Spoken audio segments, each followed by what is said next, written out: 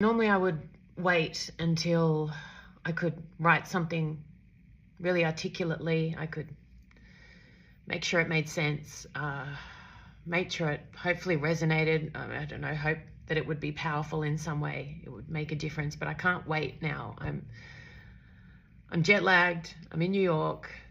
I've just been reading the news and I'm angry and I'm confused and I'm scared and I am mind blown by where we have come to as a world. And before the same old ones jump in and say, you're pro-Israel. No, I'm not actually. I'm actually not pro-Israel. I'm anti-terror. I'm anti-murder. I'm anti-rape. I'm anti the burning alive of children the same age as my daughter. I'm anti the kidnapping of babies who have spent hundreds of days still in captivity. That's what I'm anti. And I would stand with any other country, and I do, who are subjected to that kind of treatment.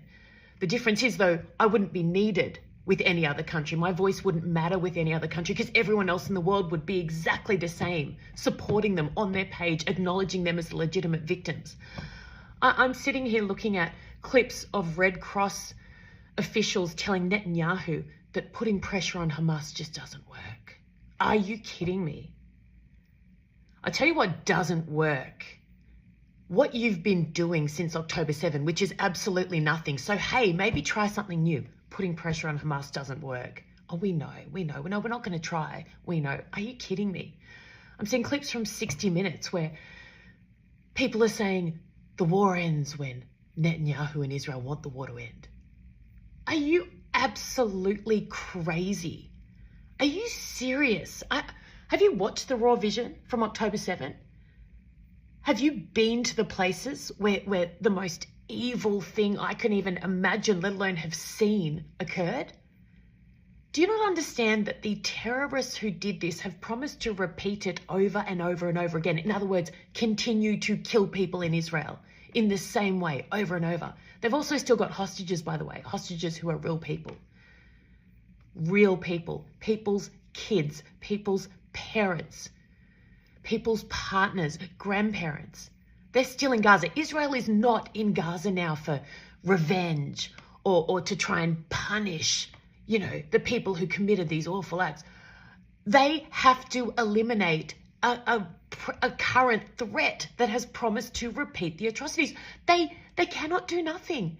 And they want their people back. What are they meant to do? Leave their people in there and say, okay, we're just going to be sitting ducks now for your next attack. Maybe give us a heads up, but if you don't, you probably won't. That's fine. We'll just sit here and be sitting ducks. No dramas. We'll let our children burn alive again. What are they supposed to do? And IDF soldiers who are, it's part of being an Israeli is serving in the military. They don't have a choice. They are 18, 19, 20.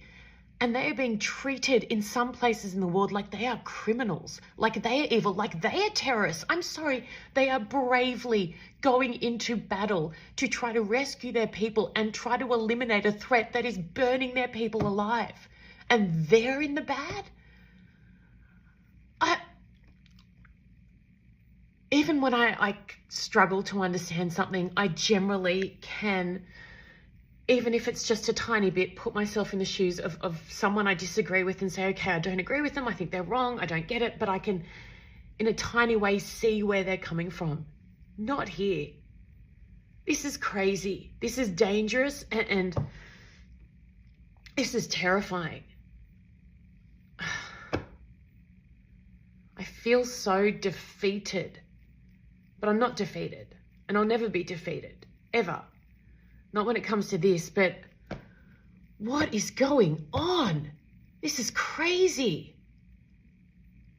Hamas are terrorists who burned children alive and then took other ones back into tunnels where they're currently being held by terrorists.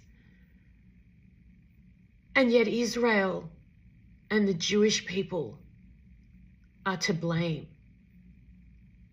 Look, if you can help me understand,